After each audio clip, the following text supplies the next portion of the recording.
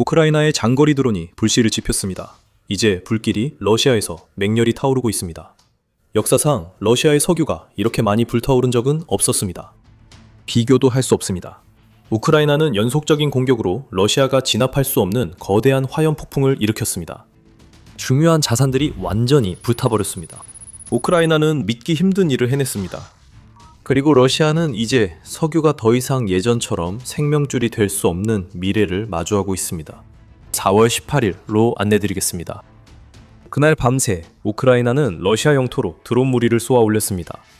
모든 드론의 목표는 하나였습니다. 바로 러시아를 지탱해온 석유 기반 시설이었죠. 푸틴의 우크라이나 침공이 5년째 이어지고 있기 때문입니다. 이날 밤 우크라이나로부터 안전한 곳은 없었습니다. 사나라 지역에서는 러시아 정유소 2곳이 우크라이나가 퍼붓고 있는 폭발물을 실은 드론 공격의 표적이 되었습니다. 이는 기존의 전통적인 제재로 러시아에 가해진 피해에 더해진 것입니다. 시즈란과 노보쿠유셰프스크 정유소 2곳에서 모두 화재가 발생해 불길이 치솟고 있다고 보고됐습니다. 더 서쪽에 위치한 레닌그라드에서는 우크라이나의 드론이 RPK 비소츠크 루코일2 석유 터미널에 착륙했습니다. 이 터미널은 러시아가 발트해 항구를 통해 석유를 수출하는 데 중요한 역할을 하고 있습니다. 마지막으로 크라스노다르 지역에서 우크라이나 드론이 키오레츠크 송유 펌프장을 공격해 대응이 필요했습니다. 러시아가 크라스노다르에 설치한 어떤 방공 시스템도 실패했습니다. 우크라이나의 드론이 또 한 번 직접 타격에 성공했습니다. 러시아 국방부는 우크라이나의 러시아 전역의 석유시설 공격에 대해 예상대로 조용한 반응을 보이고 있습니다. 우크라이나 드론이 큰 피해를 입힐 때마다 흔히 듣던 드론 잔해라는 변명조차 내놓지 못했습니다. 국방부는 4월 18일 밤 자국 방공맘이 우크라이나 드론 258대를 격추했다고 밝혔습니다. 이 중에는 지금 불타고 있는 바로 그 지역 상공에서 격추된 드론 여러 대도 포함됩니다. 누가 알겠습니까? 어쩌면 러시아가 우크라이나 드론 몇 대를 정말로 격추했을 수도 있습니다. 하지만 그랬다 해도 충분하지 않았습니다. 우크라이나 총참모부는 텔레그램에 성공적 공격을 발표했고 러시아는 이를 부정할 수 없음을 밝혔습니다. 모든 시설이 러시아 정령군에 보급품을 제공하는 데 관여하고 있다고 총참모부가 밝혔으며 공격 현장에서 촬영된 사진들도 함께 공개했습니다. 모든 사진에 러시아 석유 시설에서 검은 연기가 두껍게 피어오르며 폭발과 화염을 동반한 공격을 받아 모습이 담겨 있습니다. 우크라이나는 이 시설들에서 정확히 무엇을 타격했는지 확인하기 위해 여전히 피해 상황을 평가하고 있습니다. 하지만 러시아 석유가 다시 불타고 있음은 분명합니다. 그리고 푸틴이 지금 직면하고 있는 것은 이 일련의 공격이 우크라이나가 러시아를 상대로 시작한 끊임없이 고조되는 공세의 최신 사례에 불과하다는 점입니다. 그 공세는 러시아에 큰 문제를 일으키고 있습니다. 이에 대해 곧 알아보겠습니다. 여러분도 4월 18일 우크라이나가 러시아 정유소 등 석유시설 공격을 멈출 거라 예상하지 않으셨죠? 푸틴의 본거지에서 연료와 석유를 타격하는 것 외에도 우크라이나의 드론은 러시아가 우크라이나에 보낸 점령군을 겨냥했습니다. 전쟁 내내 대부분 러시아가 점령하고 있던 마리우폴에서 우크라이나의 중거리 드론이 러시아군이 장비 정비부터 우크라이나 진지 공격에 사용하는 차량 운행까지 모든 것에 필요한 윤활유와 연료 저장소를 정밀 타격했습니다. 여기서 연관성을 쉽게 알 수 있습니다. 우크라이나는 러시아 내 정유소와 점령지에 해당 제품을 파괴합니다. 이것은 러시아 지상 전략의 이중 타격입니다. 이로 인해 러시아 보병은 마리우폴 지역에서 연료와 윤활유 공급이 오랫동안 끊기게 됩니다. 우크라이나는 심지어 비석유 관련 목표물들을 타격할 시간도 마련했습니다.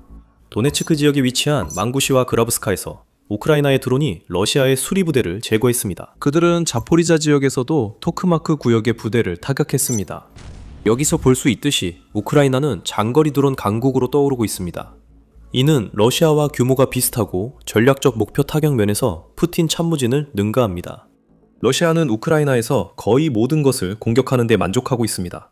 특히 그 공격이 민간인들에게 공포를 주는 결과를 낳는다면 더욱 그렇습니다.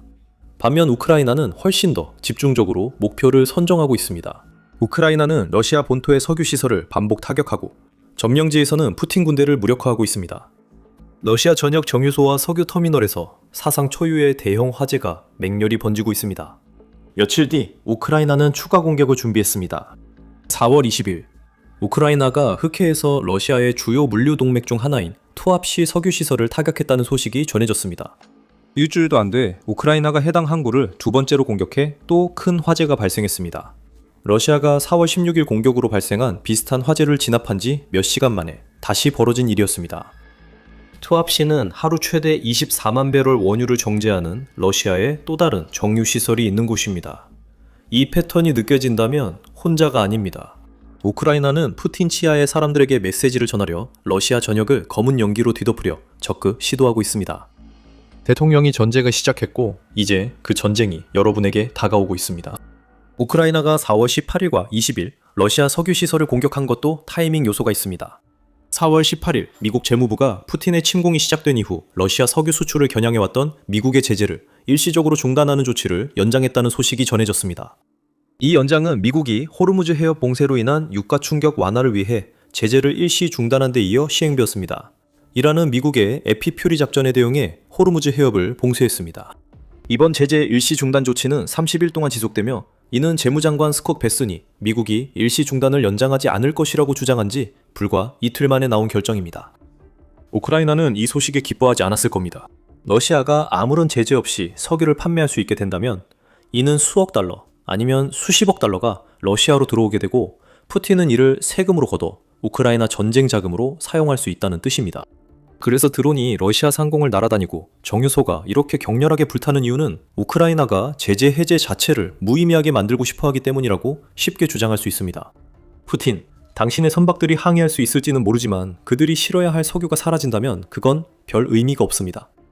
그래도 이 시점에서 여러분은 우크라이나가 4월 18일에 해낸 일과 4월 20일 투합시 공격이 정말로 러시아 석유가 그 어느 때보다도 불타고 있다는 의미인지 궁금해하실 수 있습니다.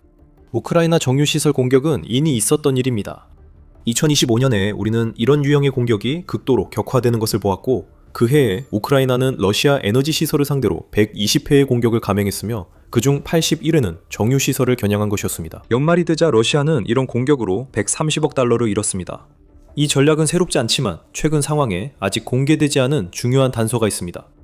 앞서 언급한 5번의 공격은 우크라이나가 최근 감행한 일부에 불과합니다. 미국이 지난 3월 처음으로 러시아 제재를 일시 중단한다고 발표한 이후 우크라이나는 러시아를 계속해서 반복적으로 공격해왔고 이는 푸틴이 이전에 겪어보지 못한 엄청난 혼란을 일으켰습니다. 이로 인해 우크라이나 공격의 규모와 범위가 완전히 달라졌습니다.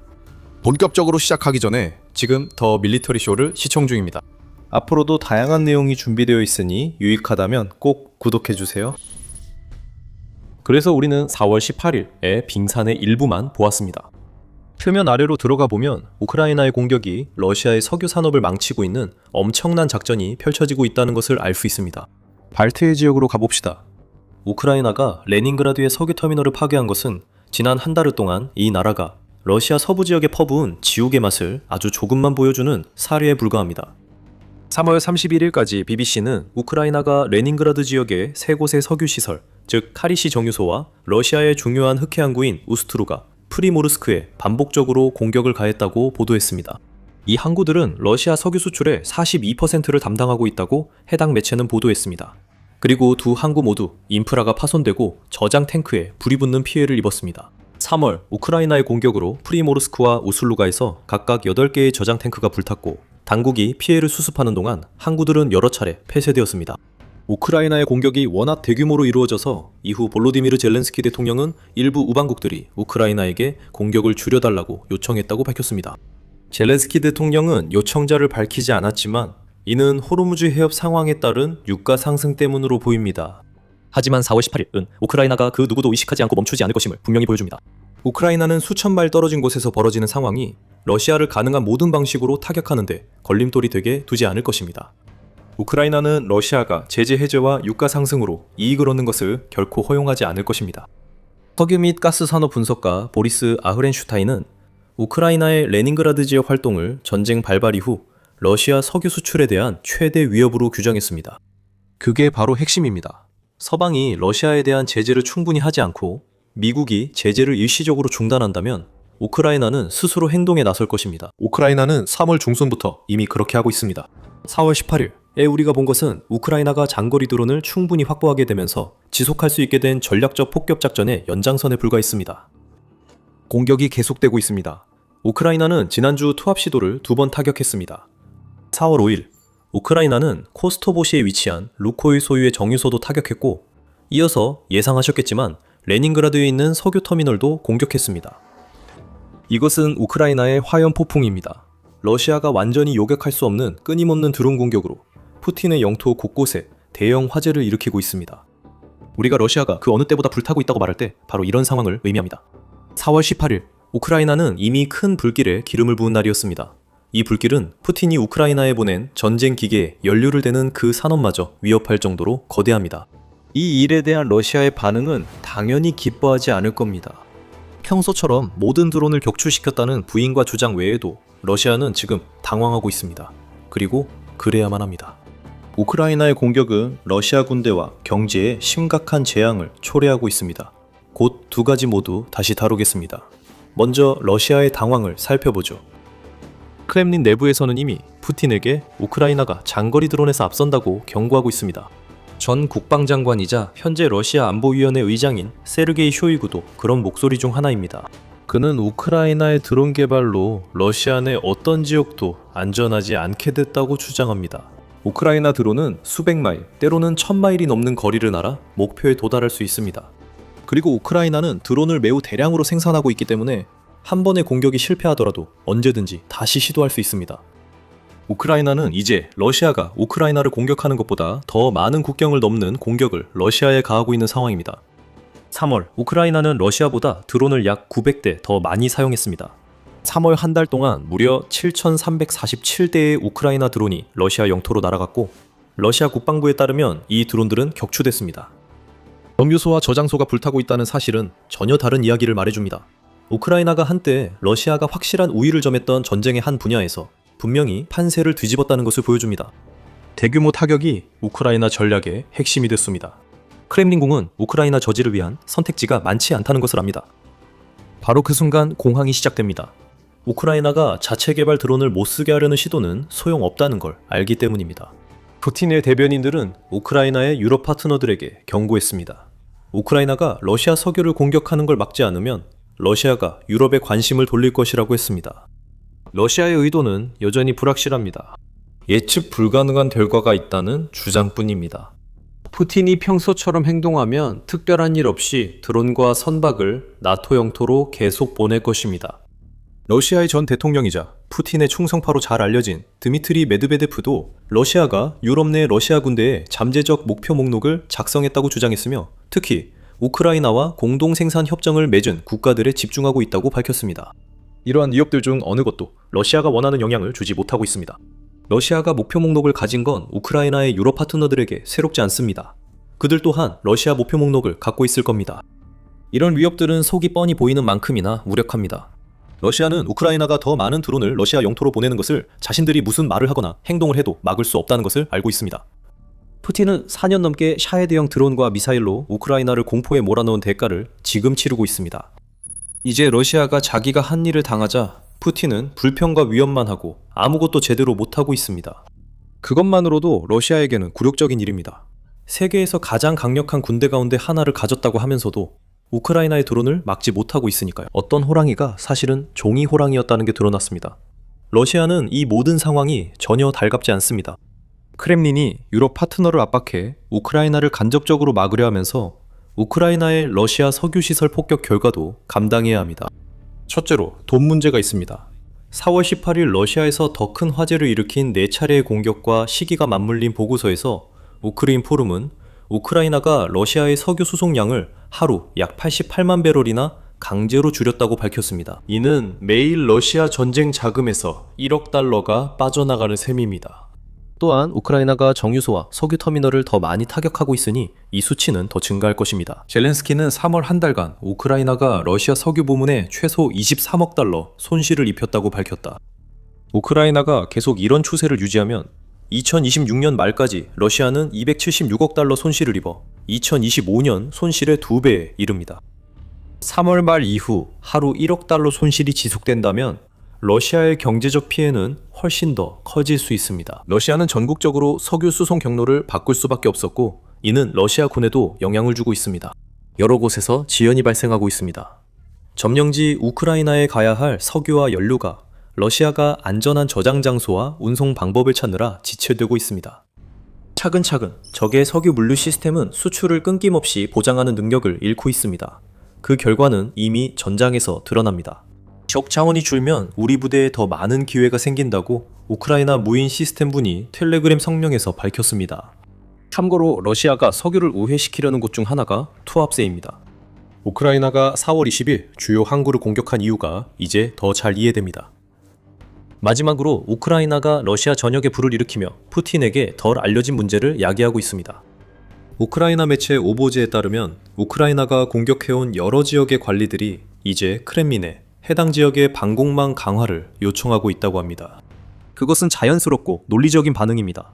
레닌그라드 주지사 알렉산드르 드로즈덴코에 따르면 바로 이 목적을 위해 이미 레닌그라드 군강구에 물적 자원이 투입되었다고 합니다.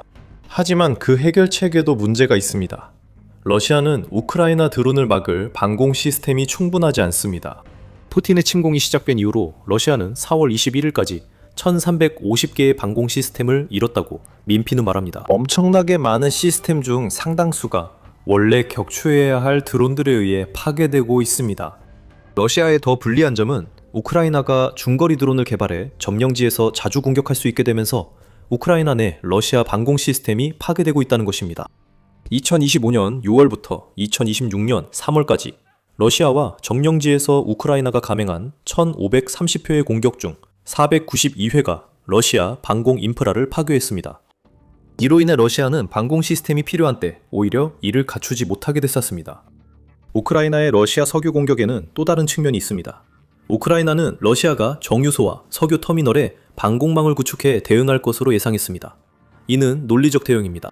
러시아는 더 이상 저장해둔 방공 시스템이 없기 때문에 그 방공 시스템들은 어디선가 가져와야만 합니다. 그래서 방공 시스템들이 점령지와 러시아 내 주요 군사 목표지에서 철수될 것입니다. 푸틴은 이 조치로 일부 석유 시설은 지키겠지만 다른 목표물은 더 취약해집니다. 러시아엔 손해뿐입니다. 불길이 타오르고 더 많은 드론이 몰려오면서 러시아는 쓸모없는 위험만 내뱉었고 우크라이나의 4년간의 공격으로 이미 취약해진 방공망을 재배치하는 신세가 되었습니다. 러시아는 2026년 우크라이나가 제기하는 새 문제들의 해답을 찾지 못하고 있습니다. 우크라이나가 러시아를 점차 고갈시키는 공세를 계속하는 한 러시아 석유시설 추가 공격 소식도 곧 전해질 것입니다. 며칠이면 될 것 같습니다. 우크라이나의 장거리 공격 관련 보도를 기다리시는 동안 현재 크렘린의 공황 상태를 더 알아보는 건 어떨까요? 푸틴은 우크라이나 전쟁의 현실로부터 자신을 고립시키고 있지만 크렘린과 러시아 군사 블로거 커뮤니티에는 상황이 러시아에게 매우 위급해졌다고 경고하는 사람들이 있습니다. 자세한 내용과 우크라이나가 크렘린에 비상이 걸리게 했는지는 저희 영상을 확인해보세요. 그리고 이 영상을 재미있게 보셨다면 더 밀리터리 쇼를 구독해서 러시아 석유가 또 불타는 소식을 놓치지 마세요. 그리고 항상 시청해주셔서 감사합니다.